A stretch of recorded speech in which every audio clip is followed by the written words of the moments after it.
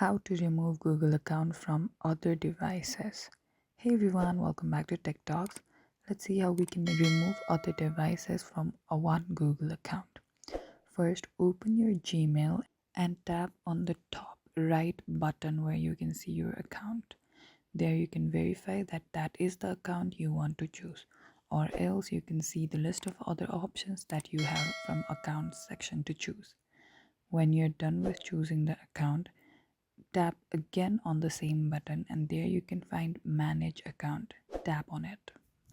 There you can see various options. Scroll from home to find until you find security and tap on it. Now scroll until you can find your devices. Now tap on manage all devices options.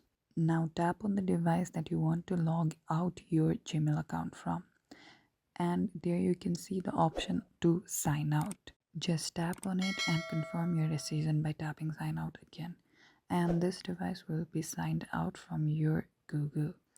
That's it for the video. If you like this video, don't forget to give it a big thumbs up and subscribe to our channel for more similar tech content.